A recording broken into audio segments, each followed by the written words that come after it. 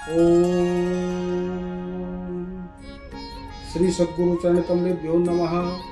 आज हम बात करने वाले हैं काल सर्प योग के ऊपर। क्या आपकी कुंडली में भी है काल सर्प योग?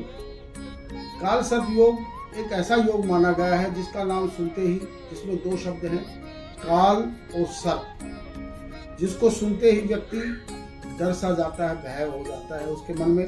काल सर्प योग जिसकी भी जन्म कुंडली में होता है वह व्यक्ति जीवन में अड़चने लेकर के, दिक्कतें लेकर के और उसके जीवन में कुछ परेशानियां जीवन में बार बार आती रहती हैं। उसके जीवन में विवाह से संबंधित, कारोबार से संबंधित और उसके जीवन में वैवाहिक जीवन से संबंधित या किसी भी प्रकार के जीवन में उतार चढ़ाव उसके जीवन में आते ही रहते हैं।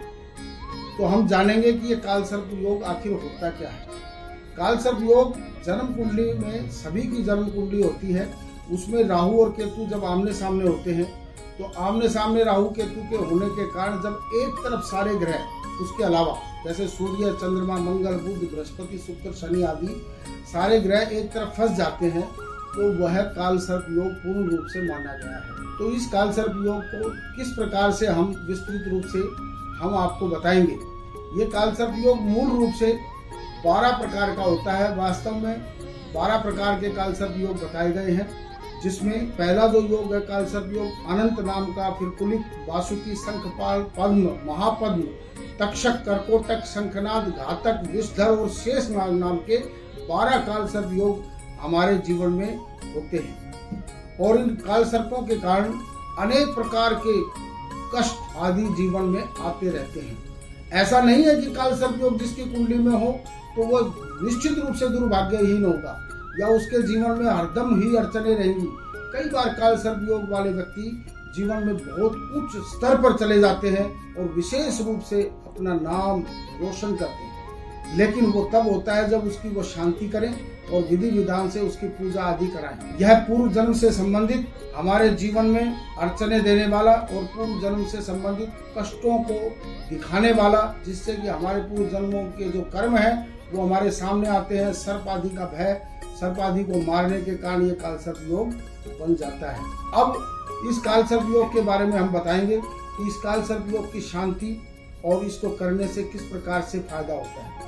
वैसे तो इसके एक विधि विधान के साथ विधिवत पूजा करानी चाहिए। किसी भी ज्योतिर्लिंग के ऊपर जाकर के आप विधि विधान से वहां पर उनका अभिषेक और पूजा आदि कराएं। उसके अलावा भी इसकी पूजा के और भी बहुत सारे सूक्ष्म रूप से भी उपाय बताए हैं। सबसे पहले तो जैसे महामृत्युंजय का प्रयोग किसी योग्य ब्राह्मणों से कराएं, उससे काल सर्प योग में शांति होती है। दुर्गा सप्तशती का पाठ कराएं, उससे काल सर्प योग में शांति होती है।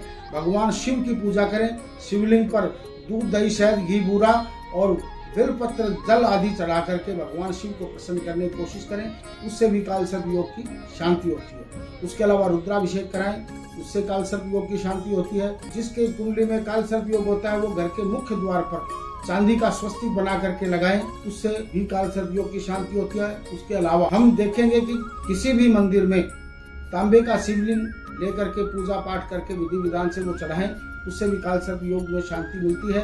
और उसके अलावा अगर कोई कुछ भी ना कर सके तो सूक्ष्म रूप से 2 नाग नागिन का जोड़ा लेकर के उसको किसी भी बहते शुद्ध जल में बहाएं, प्रवाहित करें तो उससे भी काल सर्प योग में शांति होती है। या विधिवत यथाशक्ति भगवान शिव की पूजा करें तो उससे काल सर्प योग में शांति मिलती है। एक बात मैं और आपको बताना चाहूंगा कि कुंडली में आंशिक काल सर्प भी होता है। जिसकी कुंडली में आंशिक काल सर्प योग होता है उसमें सारे ग्रह एक तरफ होते हैं, लेकिन एक ग्रह कभी कभी बाहर होता है। उसकी डिग्री जब कम होती है राहु केतु की डिग्री से, यानी अंश उसके कम होते हैं राहु केतु के अंश से, तो वह आंशिक काल सर्प योग बनता है। तो आंशिक काल सर्प योग में भी कष्ट आदि आते हैं और कुछ अड़चने आती हैं, लेकिन वो पूर्ण काल सर्प जितनी नहीं होती है। तो इस पर भी ध्यान दें। तो इस काल सर्प योग के कारण विशेष रूप से अगर कुछ ज़्यादा आप जानने वाले हैं या जानने की इच्छा रखते हैं या आपकी कुंडली में तो नहीं है काल सर्प योग, तो ऐसा जानने के लिए आप हमारे दिए हुए नंबरों पर संपर्क करें और विस्तृत जानकारी प्राप्त करें। और इसी के साथ मैं आपसे और प्रार्थना करूंगा कि हमारे चैनल को सब्सक्राइब करें, लाइक करें और कमेंट्स करें। जय श्री राम।